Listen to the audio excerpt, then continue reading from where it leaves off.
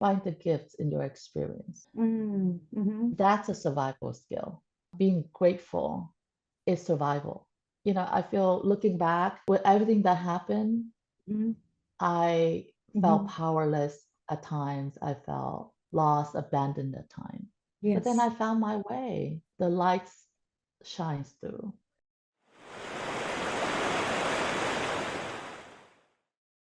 Episode 6, Becoming Your Own Mother. Hello, everyone. Welcome to Rooted and Becoming Podcast, Episode 6, Becoming Your Own Mother. Today's conversation is a deeply personal one for me. I'm sitting here with someone very special, someone who is my sister, not by blood, but one from another mother. Her name is Yen Huynh. And from the moment we found each other, there was a knowing, the kind that you can't explain, the kind that feels ancient. Sometimes I truly believe we walked alongside each other in another lifetime. Yen is someone who carries a grounded wisdom that comes from lived experience. She is, first and foremost, a homemaker, a role that is often misunderstood and undervalued, and yet requires immense emotional labor, intuition, and strength. Alongside that, she is also a businesswoman and an investor. She embodies a quiet power of a woman who knows how to nurture and build, how to hold space and create stability. Yen and her family have called San Diego home for over 30 years, ever since leaving Vietnam. When she speaks about home, she speaks of San Diego not just as a place on a map, but a feeling of rootedness, of belonging, and of becoming. It's where her life unfolded, where she grew into herself. She studied industrial organizational psychology at San Diego State University, which feels so fitting because at her core, Yen understands people. She understands systems. She understands how environments shape us and how we, in turn, can shape them, starting from within. In today's episode, we talk about what it means to become your own mother, to reparent yourself with compassion, to offer yourself safety, validation, and tenderness you may not have received when you needed it most. To break cycles without blame and to choose self love is an act of courage.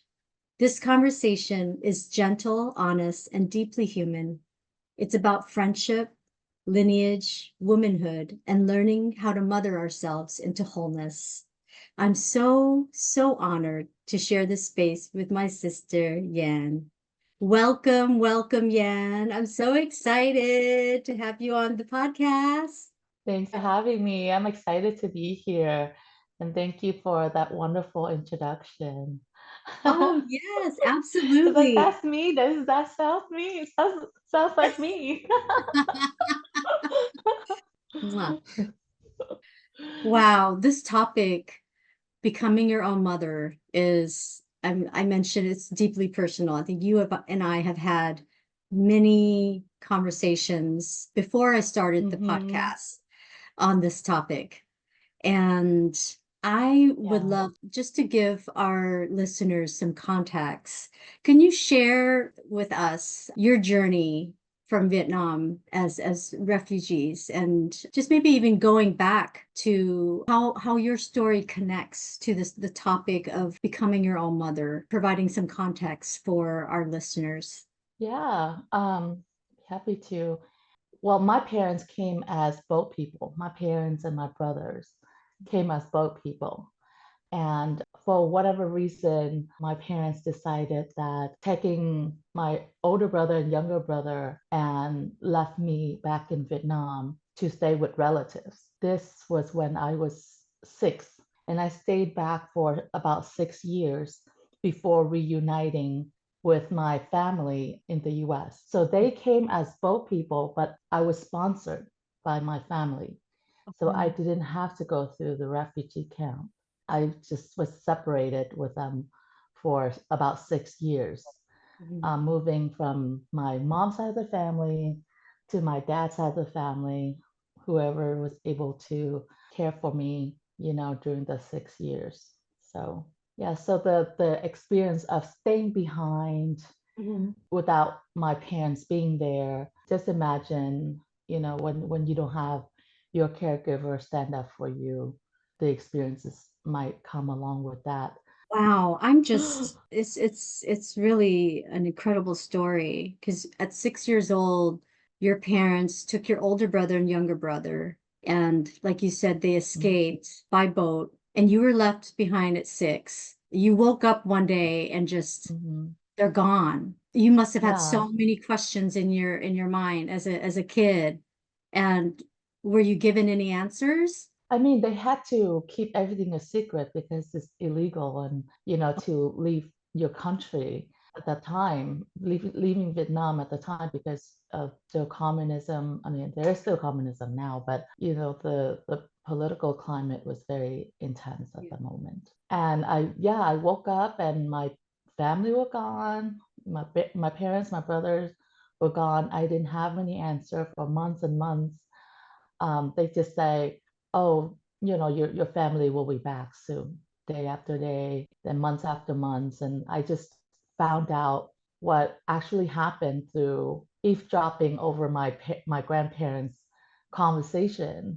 And I was like, wait, my parents are not even in the country anymore.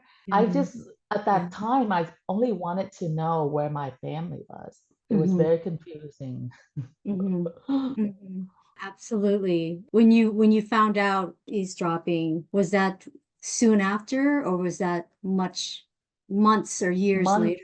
months Months, months. after, a few months after. I can't recall exactly how long after, but at Hmm. least a few months after, Hmm. once my parents and brothers already settled into a refugee camp and they were able to communicate back home to my grandparents. That's when I found out. And I was still 6 at the time when that Hmm. happened, so it's less than a year.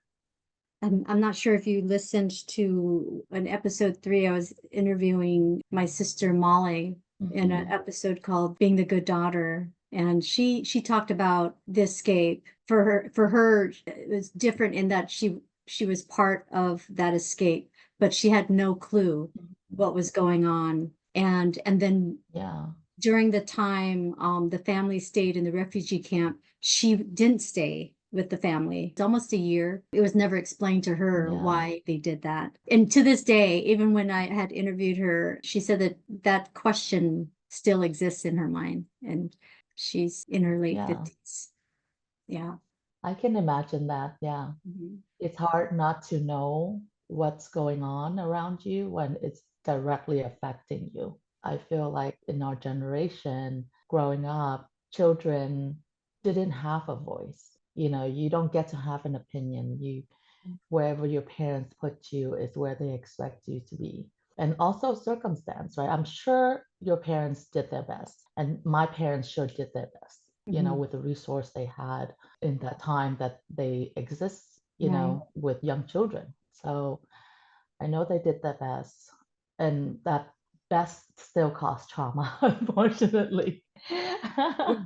Yeah. for us kids at the moment. Oh, absolutely. And for you, when did you realize that there was trauma? And when did your healing journey start? I kind of moved between households because, Mhm. I'm an extra kid that that no one expects to take care of, right? I just remember my aunt and uncle. So my parents are the older kids. So their Mhm. siblings who were in charge of taking care of me after they leave, they were younger siblings and they didn't have children of their own. So they don't have the patience, The needed parenting to skills. Yeah. skills. Yeah, with that came a lot of lashing out for me just being a kid. So quickly I know that being a kid is an inconvenience. I think I just stay really quiet to avoid Hmm. being punished. Then I became kind of quietly angry child. Wow. Quietly angry child because I feel like I always have to watch what I say and what I Mhm. did. So I didn't get to be a child. But outside of the house, among the neighbors' kids, I was a very angry child. I learned to defend myself. I learned to recognize when I'm in a, I learned to recognize my surrounding and always on guard because I had to. Because you had to. Yeah. So fending for Yeah. yourself, like adapting to environments, because like you said, you moved from one household to the other, wherever there was room per se. I imagine. So you learned like street smarts, kind of. So I had to walk myself to school, in the morning. I didn't go to school like the first year when my parents left because no one was waking up and taking me to school. And then finally, like around 7, then I start school again, but I had to walk myself to school. So I learned to, watch my surrounding. It was like a 20-25 minute walk in the morning. Oh my goodness. Wow. Can you imagine that now? So Like in these days, walking yourself. yeah, right. It's a good 1 to 2 miles. I Yeah, mean, and thanks goodness I'm still around, right? yes, Someone was protecting me anyhow. yes, your angels were protecting you. Yes, That yes. is so God crazy. saw. That is so crazy. I remember going to school in the US, my first day at school, and my mom walked me to school. And How old were you when you came? I came when I was 4, like Oh, okay. it was 4.5, maybe. Yeah, I started kindergarten. So I was about 5. Hmm. So I started Okay. school here pretty much from the beginning, but couldn't speak English or any of that. I became a quick learner. But I remember my mom walking me to school the very first day. She dropped me off and she said to me, and I still remember, you know how to get back, right? And I just looked at her like, yeah, I think so. Like, yeah. And that was it. I had to find my way back. Yeah. It's kindergarten. Oh, I mean, in the US, it was just it's definitely a different parenting it's technique. different parenting styles for sure. So I have so much love and respect for you because I see you. Oh, thank you. Wow. Then 6 years later, you get the sponsorship. Mhm. How did that feel? And what was going on Okay. in your mind at that point? By that time, there had been so much trauma already. Mm. I couldn't wait to leave Yeah, Vietnam. yeah. And for the longest time, I didn't even want to think about Vietnam because it was so painful growing up in that 6 years without my family. I couldn't wait to leave. And I still miss my parents, my brothers. I couldn't wait to reunite with them. It's a struggle being with my family, after we reunited as well, because Mhm, I felt like an outcast mhm. because I didn't I didn't spend all that time with them. Right. And my parents had to relearn, about their daughter, their 12-year-old daughter. I had to unlearn some of my survival, instinct because now I'm in a new environment, a different environment. I didn't have aunt and uncle using me as punching bag when they're upset about something else. I didn't have to constantly thinking of how to avoid people being angry at me. So it's definitely having to unlearn a lot of Yeah. trauma response, if you will. Yeah. Mhm. So you grew up, then you came at 12, you went to middle school. I imagine that was about middle school. I Hmm. started 6th grade. Did you speak English when you came, or that was you had to learn all of that? No. You were now being assimilated and learning a new language, going through Hmm. cultural identity, all of that comes with Yeah. being an immigrant. It's immigrant. Yeah. Mhm, Hmm. mhm. And with a family that you needed to relearn. Yeah, Wow. to reassimilate. Reassimilate. Were there questions for them? Oh, yeah, there were You have tons of that moment, questions. like, Why did you decide to leave me behind? mhm, It's like one of the obvious thing is I'm the only girl mhm, and I'm not the youngest or the oldest, mhm, right? I see how angry I was getting. How angry I was as a teenager, and I have so many questions. Even though I was reunited with my family, I still mhm, felt alone, and I mhm, still felt left behind.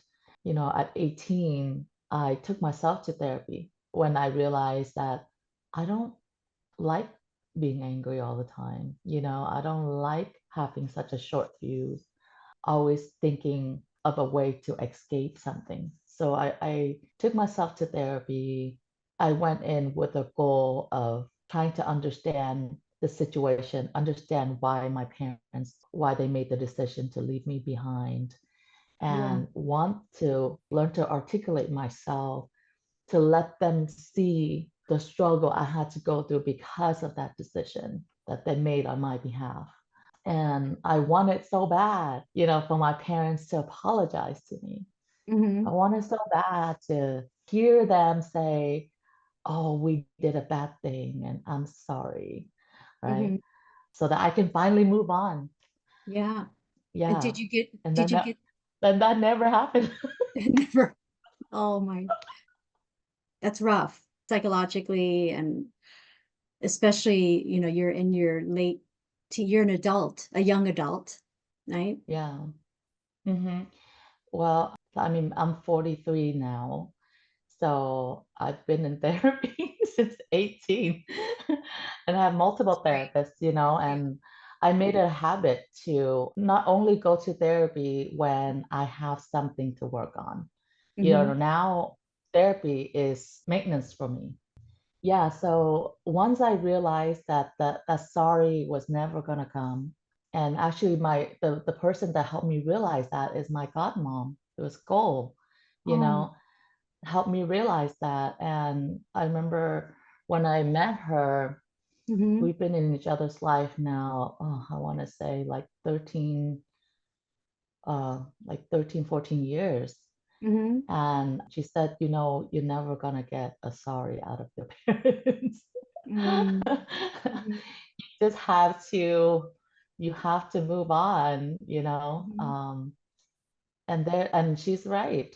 I never got a sorry. And then I realized that it's not their truth. Their truth exists in their space, in their mind, Right. and I can't get there. And I cannot rely on their truth to Mm-hmm. set me free. I Right. have to look at my own truth. I know what I experience. Right. I know the work that I put in Mm-hmm. to gather myself back. So that's my truth, Yeah. right? Right. And once I realized that, you know what, my truth mattered more, Mm-hmm. right? Then that's it. I stopped seeking at that point for that apology, For that apology. for that explanation Yeah. of why it made sense for them to leave me behind. Mm-hmm. During your healing and therapy, can you share if you reflected on, like, what did you need most as a child that you did not receive? I needed space to be a child. Mm-hmm. I needed forgiveness, to Mm-hmm. patience and forgiveness, to explore as a child. Mm-hmm. And when you don't have an adult that is meant to be responsible for you, when you don't get that, this is like a very basic need for a child. And I needed a narrative, someone to explain to me what was going on. Like, why is it that I don't get clothes that fit? You know, why is it that my cousin get to do things and not get punished? When I do the same thing, I get punished. Mm-hmm. There's a lot of And then why my parents not there? There's so many questions, and maybe it's too hard for them to have that conversation with me, but I needed the answer. You needed the narrative. Absolutely. I feel like when you have parents involved and present and they provide rationale on why things happened a certain way, or the questions that as kids we have, right? The curiosity. I think it gives you Yeah. more lens and perspective in life. And Mhm. oftentimes it can quell or like provide you a feeling of safety. And when you don't have that, you end up drawing conclusions that Mhm. may not necessarily be reality. And most of the Right. time, you end up building walls, to help protect yourself, and you might become more bitter with the world around. Oh, I was absolutely bitter. Mhm. Because you don't Now, know mhm, where the danger or, what to watch out for. So you have to watch out for everything. right. Now, reflecting on the needs you didn't get as a child, how did you learn to meet those needs now for yourself as an adult? When you have a traumatic childhood, you lack the opportunity to learn Mhm, skills to build yourself as an adult, a mhm, healthy adult that are able to venture and explore. My childhood definitely stunted my ability to have healthy relationships mm, in the beginning, friendships, relationship with myself. So, therapy definitely helped. I use the analogy of this is how I learned to ride a bike with mhm, my cousin's help. yeah, So when I was 9, my cousin, who was 18 at the time, was teaching me to ride his bike because I didn't know how to ride a bike. And he's such a big part of me being here today. He was the only one that saw me mm, and saw that I needed someone to lean on, to be friend with. So every day after work, he would come and teach me to ride his bike. So you can imagine it's a huge bike. yeah, When I sit on the seat, my feet can't even be on two pedal, yeah, without me shifting my weight. So it took me a long time to learn how to ride a bike because I don't have the luxury of going from small size bike, my yeah, size bike to bigger bike, as I yeah, grow. First you learn how to fall, right? right, You fall hard the first few times, and then you learn how to fall so that you don't have as yeah, deep of a scrape knee, yeah, or hurt yourself too bad. yeah, And then I learned to get on the bike, jump on the bike with the mhm, pedals, balance it, and then shift my weight as I pedal yeah, and balancing the bike so it goes forward instead of crashing somewhere. So that's oh, kind of like how I approach adulthood. yeah, Growing up, I had to figure out where I was and mhm. navigate from there. Yeah, much like how I learned to ride a bike. Great analogy. That is a So, great analogy. I love it. yeah. Mhm. Growing up, I didn't have a training bike either. And I remember the at the first few times trying to stop. I think I was so scared I jumped forward. It was a boy bike. And so Mhm. there was a bar in the front. So I literally would just I would jump Oh, and it would just hit my, groin crotch area. And I would be in so much pain. And then I ultimately learned to just stop and then fall to the side. Well, you adapt. You figure out how to yeah. figure it out, right? And it was kind of like a Mhm. trial by error. Yeah. And that is life. That is life indeed. And that's the only way to learn how to ride a bike. Once I found my groove to navigate through what is it that I don't want, right? Hmm. And then Hmm. figuring out what I want and Hmm. what I want even look like, right? What is I don't want pain, Yeah. obviously. Right? I don't want to be angry and not Mhm. trusting. I want safety. I want to be surrounded by people who care about me, right? And then how do I behave to get that? So it's knowing what you don't want it's a big gap between knowing what you don't want and knowing what you want. So that's a Yes. huge gap, right? And then how does what I want look like? That's riding a bike. Trial and error. You go through your awkwardness, Yes. you go Yes. through relationships that serve you at the beginning and no longer Mhm. serve you. And Mhm.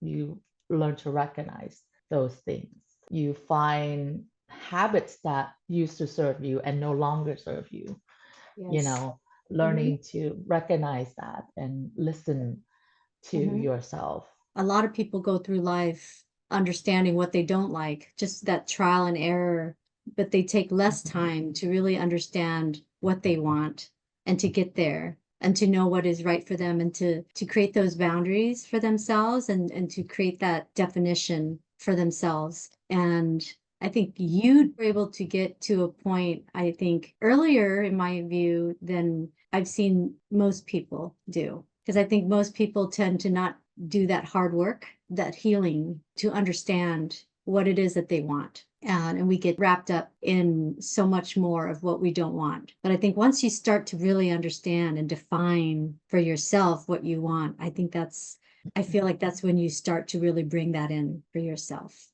I think for me, recognizing that I'm not in the same environment anymore, Mm-hmm. right? I'm not the helpless child who family left her Mm-hmm. behind. I'm an adult now. I have resource. I have Mm-hmm. my awareness. I can protect myself. I have a voice, to speak on my own behalf. That's therapy. Is to check whatever your fear, your anxiety, your stressor, check it against reality.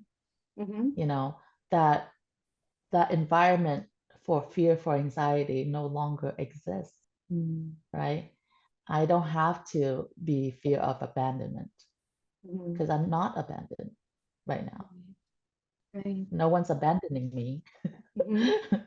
So, because I learned to love myself, I give Mm-hmm. myself that love, right? Yes. I have a Yes. wonderful Yes. tribe of friends and family Mm-hmm. that are ready to lift me up. I can spend wonderful time with. Yes. And I know how to navigate my own emotion, Mm-hmm. right? So I'm so much more capable Mm-hmm. than I used to be. Once I realize that, then I can welcome the love. Mm-hmm. Once I realize I'm in a different environment, I'm no longer surviving, Yeah. I can Yeah. welcome the love. Oh, I love that. That's so Mhm. beautiful. I love it. Truly, truly. It's a remarkable journey of healing and Mhm. you've done the work. So I feel like the path forward is next level. You're capable as an adult, but you recognize who you are and what you're capable of in terms of love. And I think what resonated with me as well is the self-love, because I think oftentimes we're our worst enemy. When you Yeah. start to love yourself, from there you welcome love from others. How does reparenting look like in your daily life now as a mother of two? I love being a mom. I remember in middle school, seventh, eighth grade, I used to have a journal about how I want to mother. Which is, That's um, great. yeah, it was like kind of part of my way of learning to love myself, Yes. even at that age, seventh, eighth Mhm. grade. And I feel that now that I am a mother, is very redeeming. Mhm. It's redeeming, it's validating. What is redeeming is that I used to feel guilty for loving my own mother. Even though my family left me, I still yearn for them. I still love them. I still wanting their presence, right? Mhm. And I remember feeling angry at myself once I realized, hey, they abandoned me. Why do I still want them? Mhm. So now, as a mother, I feel that I am able to earn that love from my children, Mhm. right? Mhm. Because I'm present with my Right. children. Mhm. So I redeem my guilt of Mhm. giving away my love freely Mhm. before. Yes, yes, absolutely. I mean, you get to earn that unconditional love, right? Yes, I get to earn it. And what is validating is that I get to witness my children Mm, blossom, yeah. having the love and support that I give them. I remember being younger and telling myself that had I, have my parents there with me, I wouldn't have to endure some of the things that I had to go through. So I get to witness my children being nurtured by Mhm. having a mother who is present for them. And it's so rewarding. I mean, I don't know how many years more I'm gonna get to enjoy cuddle time. Yeah. We like cuddle time is huge. We do cuddle time every day at home. Like we have a scheduled cuddle time. Oh, I love that. I love that. And that's the time I am not telling my children their responsibility. Mhm, mhm, They just get to be themselves and they can talk about whatever. They can hug me as many times as they want. They can request whatever mhm. hugs they want from me. Yeah, so it's very Yeah. precious. Yeah. And they get to live and experience childhood where they can explore Mhm. and be curious kids, and you're there to guide them and to narrate for them, right? Because you didn't have that growing up. Yes. Hmm. I love that. Yeah, I don't take it for granted, Hmm. that my children get to explore Hmm. and they get to be forgiven when they Right. make mistakes. One time, my son Bruce, he did something, I don't even remember what he did, and then it was bedtime. I told him, "It's bedtime. You need to go to bed." I hugged him before, but then he wanted another hug. I said, "No, it's late. It's bedtime." And he's like, "Oh, you're not hugging me because you're mad at me. You don't love me anymore." And I said, "Honey, I will always love you. I love you all the time, and I always love you. I love you the moment I was expecting you." Hmm. Hmm. So at time I still remind my children that, Yeah. especially when as parents, sometimes you do get annoyed too. And I have to discipline my kids, right? I Right. want them to grow up to know boundaries too. Right. Right. Right. Yeah. But I have to remind them every now and then that Yeah. they're always loved. Oh, Yeah. that's beautiful. Now, if we were to just reflect on, like, are there patterns, sort of like family patterns, ancestral patterns that you consciously are mindful of that you're wanting to break? I think what has very strong present in my family Hmm. tradition is that, well, it's probably true for a lot of Asian families, is the gender bias, Hmm. parenting. My brothers and I get very different sets of parents. Hmm. It took them a long time to understand my view of my parents because it's not even the same parents that they experience. So the gender bias parenting, I have one boy and one girl. I try my best to show them each other's strength and learn to lean into their strength. Like Hmm. Victoria, my daughter, she's so aware. She's younger, Hmm. but she understands her surroundings. She has much deeper awareness Hmm. at her age than I feel like I was even in my teenage years. She's only 8. And I try to teach Bruce that, hey, your sister has this gift, right? Hmm. And Bruce is very good with his hands. He's very good at building things. When it comes to putting things together, I let him show Victoria how to do that. That's not so much gender. I feel like it's just their natural ability. Yeah. Yeah, I try to find a way to connect with my kids individually. It happens that their skills is not so much, okay, boys are good at this versus girls are Right. good at this. Is that, hey, there's good in your brother and there's good in your sister. There's strength that your sister possess that can help you and Hmm. strength that your brother possess that can help Hmm. you, right? Hmm. Yeah. Another thing is growing up, I was taught to be a good daughter, just to be good, right? To be a good daughter, to be a good wife, to my future husband or partner, whatever. But I was not taught to be good to myself. If you're not good to yourself, you don't know, you can't really truly be a good daughter Mhm. or a good wife, I feel Yeah. like. Right, right. It Yeah. goes back to loving yourself and putting yourself first. Because I think we Hmm. tend to forget to look at our own needs, to prioritize our own Right. mental well-being or health. I know exactly what you mean by that, because we're so used to being at service to others in various capacity, like you said, as a daughter, as a wife, as a Hmm. daughter-in-law, or as a mother. And Right.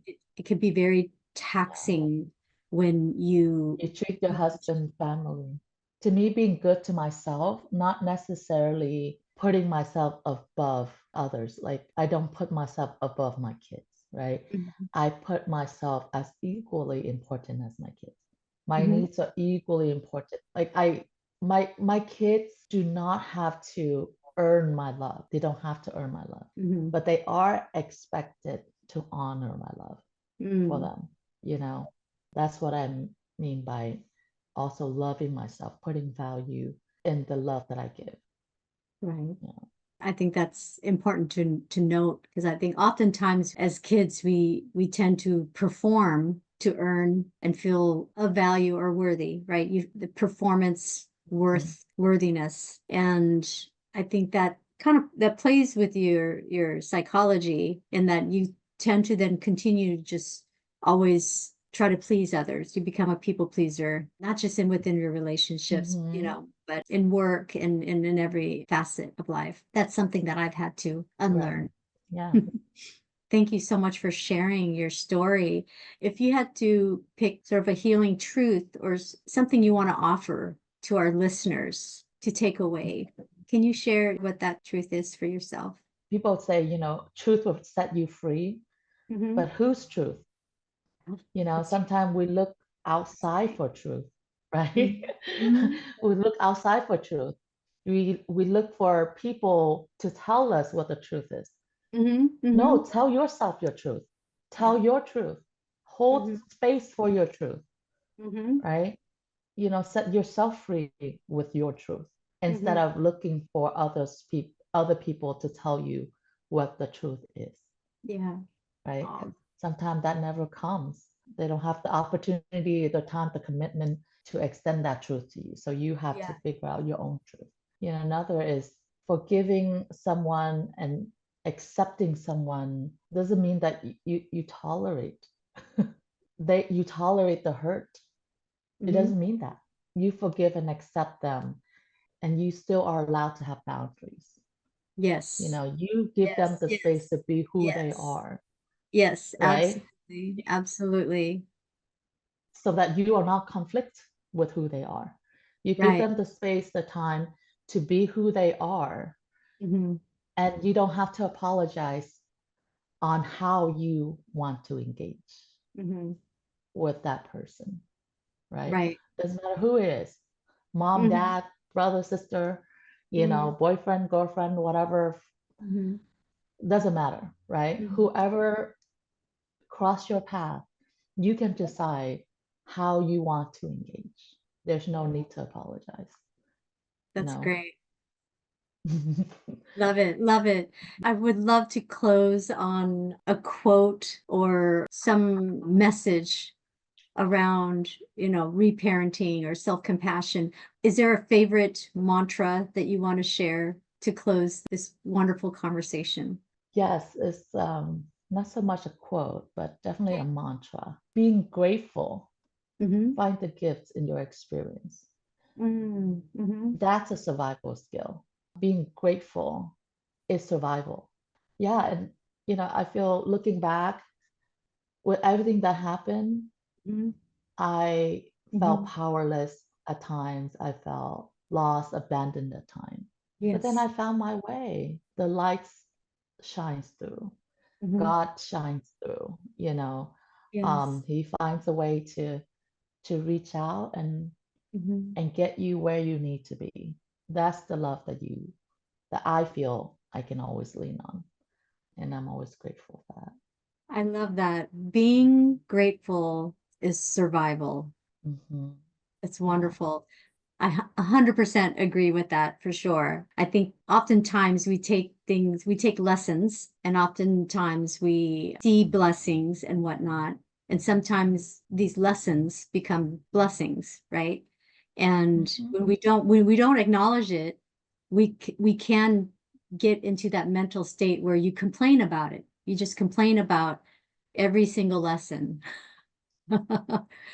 And Yeah. when you're not grateful for them and you're not learning from them, it's hard to get that mindset looking towards sort of Mm. higher thinking.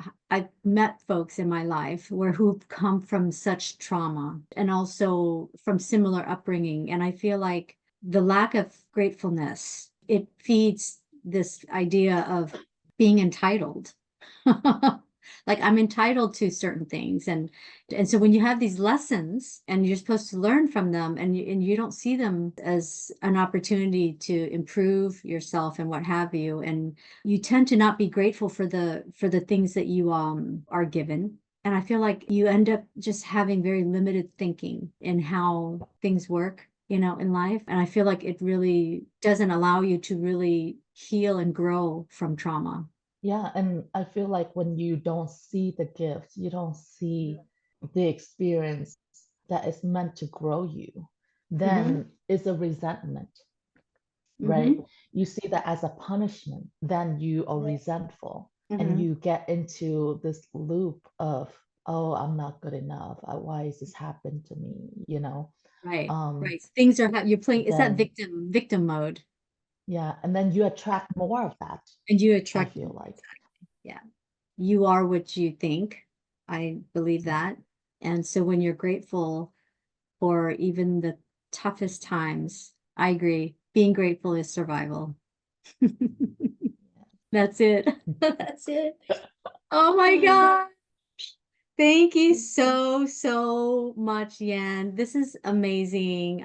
It's been such a privilege and honor and having you on the podcast. And I cannot wait to see the amazing things happen for you in your next journey. Mhm. So congratulations on the healing.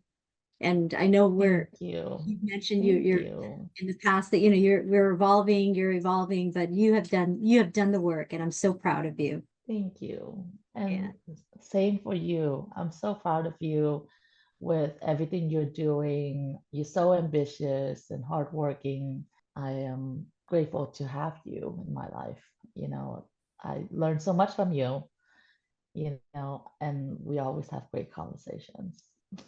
Yes, we do for Thanks for sure. having me here. Absolutely. We are Mhm. each other's tribe, so thank you. Yeah. Before we close, I want to begin with gratitude. Yen, thank you. Thank you for your honesty, your softness, and your grounded wisdom. Thank you for showing up not just as a guest, but as my sister in spirit. Your presence is steady, nurturing, and deeply reflective of what it means to mother not only our children, but ourselves. I'm so grateful for your voice, your story, and the way you hold space with such quiet strength. And to all of you listening, we arrive at the end of a conversation that feels less like an ending and more like a return.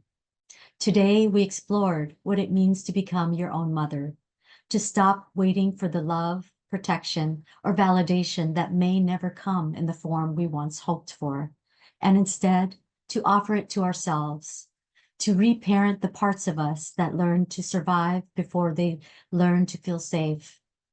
Reparenting is not linear, it's tender work. It's noticing when your inner child feels unseen and choosing not to abandon her again. It's replacing criticism with compassion. It's allowing rest. It's forgiving yourself for coping the only way you knew how. If something in this episode resonated, comforted you, that's part of the healing. You are not broken for needing to mother yourself. You are brave for choosing to. Before we close, I want to invite you to what's coming next. In episode 7, Love Was Not the Language, we're going to explore how love is spoken or not spoken within families, within ourselves, and within the bodies that hold our earliest memories. What happens when the language of love is silent or misshaped or taught by wounds? How do we translate it? How do we find our own dialect of affection, safety, and belonging? It's a conversation about healing that isn't easy and isn't simple, but is so necessary. Thank you for being here. I'm so deeply honored to share this journey with you. We'll meet again in episode 7. Until then, stay rooted and becoming and worthy beyond measure. Please follow and subscribe at GoldTree Co. Stay rooted and becoming and worthy beyond measure. Thank you for staying until the end of the episode. At GoldTree Co, we believe anyone can start building wealth with intention. With as little as $500, you can step into real estate angel investing, gaining access to vetted opportunities normally reserved for big players. This is about more than returns. It's about creating stability today, freedom tomorrow, and a legacy that lasts for generations. Your money works for you while you focus on what matters most. Ready to grow with us? Visit goldtreeco.com and book your complimentary meeting with me now. And let's plant seeds of wealth together.